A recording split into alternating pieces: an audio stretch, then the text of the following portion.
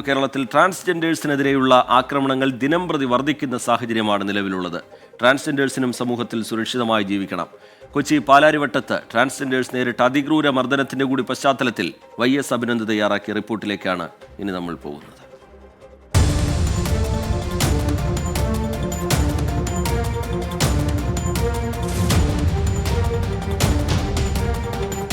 Kochi പാലാരിവട്ടത്ത് transgenders അതിക്രൂരമായ മർദ്ദനത്തിനിരയാകുന്ന ദൃശ്യങ്ങളാണ് ഇപ്പോൾ പ്രേക്ഷകർ കണ്ടത്. അതിഭയാനകമായ ദൃശ്യങ്ങൾ. മലിനജലവുമായി ടാങ്കർ ലോറി ഡ്രൈവർമാരായിരുന്നു ട്രാൻസ്ജെൻഡേഴ്സിനെ ഇത്തരത്തിലേക്ക് ക്രൂരമായി മർദ്ദിച്ചത്. സംഭവത്തിൽ പാലാരിവട്ടം പോലീസ് ഉടനടി കേസ് രജിസ്റ്റർ ചെയ്ത് അന്വേഷണം ആരംഭിച്ചു. മട്ടാഞ്ചേരി സ്വദേശികളായ ഷംനാസും ഫാസിലും പിടിയിലാകുകയും ചെയ്തു. എന്തായാലും വിഷയത്തിൽ ഉന്നത വിദ്യാഭ്യാസ സാമൂഹ്യനീതി വകുപ്പ് മന്ത്രി ആർ ബിന്ദു ഇടപെട്ടു. ഉടനടി റിപ്പോർട്ട് സമർപ്പിക്കാൻ ജില്ലാ ഭരണകൂടത്തിന് നിർദ്ദേശം നൽകി. ട്രാൻസ്ജെൻഡേഴ്സ് ആണെന്ന് അറിഞ്ഞതോടുകൂടിയാണ് ഇവരുടെ മർദ്ദനത്തിന് തോതും അളവും ഒക്കെ വർദ്ധിച്ചത്. ഇത്തരത്തിലേക്ക് ട്രാൻസ്ജെൻഡേഴ്സിനെതിരെ ഉണ്ടാകുന്ന ക്രൂരമായ മർദ്ദനം, അത്തരത്തിലുള്ള ആക്രമണങ്ങൾ ചെറുക്കപ്പെടേണ്ടതല്ലേ? അന്ത്യം കുറിക്കേണ്ടതല്ലേ? പരിശോധിക്കുകയാണ്.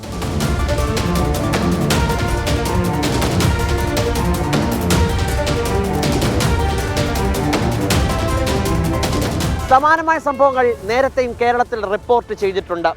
സാമൂഹിക നീതി വകുപ്പിന് കീഴിലാണ് ട്രാൻസ്ജെൻഡേഴ്സിന് ക്ഷേമം ഉറപ്പാക്കുന്ന പദ്ധതികൾ ആവിഷ്കരിക്കുന്നത്. 2014 ഏപ്രിൽ 14 ട്രാൻസ്ജെൻഡർ ആക്ട് രൂപീകരിക്കുന്നത്. കേരളമാണ് ആദ്യമായി ട്രാൻസ്ജെൻഡർ നയം രൂപീകരിക്കുന്ന സംസ്ഥാനം. അതോടെ അത് കേരളത്തിലൊരു നാഴികക്കല്ലായി മാറുകയും ചെയ്തിരുന്നു. ഇതിന് പിന്നാലെയാണ് ഇത്തരം സംഭവ വികാസങ്ങൾ തുടർക്കഥയായി മാറുന്നതും കേരളത്തിൽ തന്നെ ഇത് സംഭവിക്കുന്നതെന്നാണ് ഏറ്റവും ശ്രദ്ധേയമായ കാര്യം. തീർച്ചയായിട്ടും നിയമം കർശനമാക്കണം എന്നുള്ളൊരു ആഗ്രഹം ഞാൻ ഇപ്പോഴും മുന്നോട്ട് വെക്കുന്നുണ്ട്. നമുക്ക് വേണ്ടത് കർശനമായ രീതിയിലുള്ള നിയമ സംവിധാനങ്ങളും നിയമനിർമ്മാണവും ആവശ്യമാണ്. TG പ്രൊട്ടക്ഷൻ ആക്ട് 18(d) ശക്തമായി ഒരു നോൺ വെയിലബിൾ ഒഫൻസ് ആക്കി മാറ്റുകയാണ് വേണ്ടത്. ട്രാൻസ്ജെൻഡേഴ്സ് മാത്രമല്ല, സമൂഹത്തിലെ നിരവധി ലൈംഗിക ന്യൂനപക്ഷങ്ങൾ ഇത്തരത്തിൽ അതിക്രമങ്ങളും അധിക്ഷേപങ്ങളും നേരിടുന്നുണ്ട്. LGBTQIA+ എന്നൊരു കമ്മ്യൂണിറ്റി തന്നെ ഉണ്ട്. Lesbian, gay, bisexual, transgender, queer, intersex, asexual, plus അങ്ങനെ നിരവധി ലൈംഗിക ന്യൂനപക്ഷങ്ങൾ. ഇവരെല്ലാം നേരിടുന്നത് സമൂഹത്തിൽ നിന്ന് വലിയ ഒറ്റപ്പെടലുകളും സൈബർ ആക്രമണങ്ങളും ആത്മഹത്യയിലേക്ക് വരെ നയിച്ചിട്ടുണ്ട്. ആദ്യം മനസ്സിലാക്കേണ്ട ഒരു കാര്യം, ജെൻഡർ ഡിസ്ഫോറിയ എന്ന് പറഞ്ഞൊരു അവസ്ഥ ഇതൊരു അസുഖമല്ല, അവസ്ഥയാണെന്നും അതിന് ട്രീറ്റ്മെൻറ്റ് എന്നുള്ളത് HRT, അതായത് ഹോർമോൺ റീപ്ലേസ്മെൻറ്റ് തെറാപ്പിയും അതുപോലെ തന്നെയുള്ള ജെൻഡർ അഫോർമേഷൻ സർജറിയും കാര്യങ്ങളും എല്ലാമാണ്. അപ്പം അതിന് അനുവദിച്ച് ജീവിക്കുമ്പോൾ അതിനുള്ള സമൂഹം ഒത്തു നിൽക്കുക എന്നുള്ളതാണ് പ്രധാനപ്പെട്ട കാര്യം. നമുക്കിപ്പോൾ ഒരു ക്യാൻസർ പേഷ്യൻറ്റിനെ ഒറ്റപ്പെടുത്തുകയാണോ ചെയ്യുന്നത്, ഒരു എയ്ഡ്സ് വന്ന ഒരാളെ ഒറ്റപ്പെടുത്തുകയാണോ ചെയ്യുന്നത്, നമ്മൾ കൂടെ നിർത്തുകയാണ് ചെയ്യുന്നത്. ഇതൊരു രോഗമായിട്ടല്ല ഞാൻ ഇപ്പോഴും പറയുന്നത്, ഇതൊരു അവസ്ഥയായിട്ടാണ് പറയുന്നത്. സമൂഹത്തിൽ പാർശ്വവത്കരിക്കപ്പെടുന്ന ഇത്തരം മനുഷ്യരുടെ പ്രശ്നങ്ങൾ നേരത്തെയും കേരള നിയമസഭയിലും ലോക്സഭയിലും കോടതി മുറികളിലും ഒക്കെ ചർച്ചയാക്കിയിട്ടുള്ളതാണ്. പൊതുജന സമക്ഷവും ഒരുപാട് സെമിനാറുകളടക്കം സംഘടിപ്പിച്ചിട്ടുള്ളതുമാണ്. എന്നിട്ടും പൊതുജനങ്ങളുടെ മനസ്സിൽ നിന്ന് യാതൊരു തരത്തിലുള്ള മാറ്റവും ഉണ്ടാകുന്നില്ല എന്നതാണ് ഏറ്റവും പ്രധാനപ്പെട്ട കാര്യം. ട്രാൻസ്ജെൻഡേഴ്സിനെതിരെയുള്ള തുടരെയുള്ള ആക്രമണങ്ങളിൽ പൊതുജനങ്ങളുടെ പ്രതികരണങ്ങൾ എന്താണെന്ന് നോക്കാം.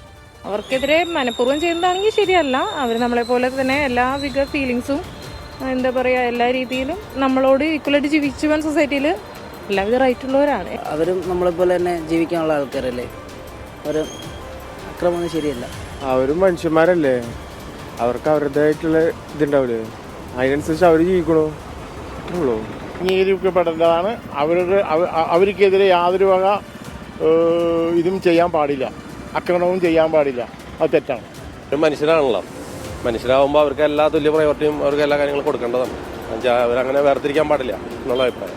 ഒരു ഒപ്പീനിയൻ വെച്ചിട്ട് ശരിയായ കാര്യമല്ല. അവർ നമ്മളെപ്പോലെ തന്നെ ഒരു ജീവിതം നയിക്കുന്ന ആൾക്കാരല്ലേ. സൊസൈറ്റിയിൽ നമ്മൾ ഈക്വൽ റൈറ്റ്സ് തന്നെ കൊടുക്കണം എന്നാണ് എൻ്റെ ഒരു അഭിപ്രായം.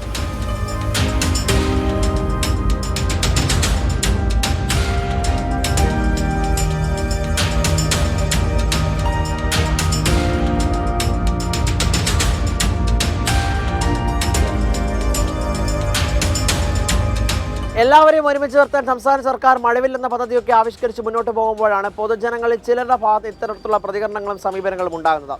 ഇങ്ങനെ ഉണ്ടാകാതിരിക്കണം. അതിക്രൂരമായ അധിക്ഷേപങ്ങളും ആക്രമണങ്ങളും ഒക്കെ ഇല്ലാതെ തന്നെ മുന്നോട്ട് പോയെങ്കിൽ മാത്രമേ നമുക്ക് സമൂഹം നല്ല രീതിയിൽ മുന്നോട്ട് കൊണ്ടുപോകാൻ കഴിയൂ. എല്ലാവരെയും ഒരുമിച്ച് നിർത്തുക തന്നെ വേണം.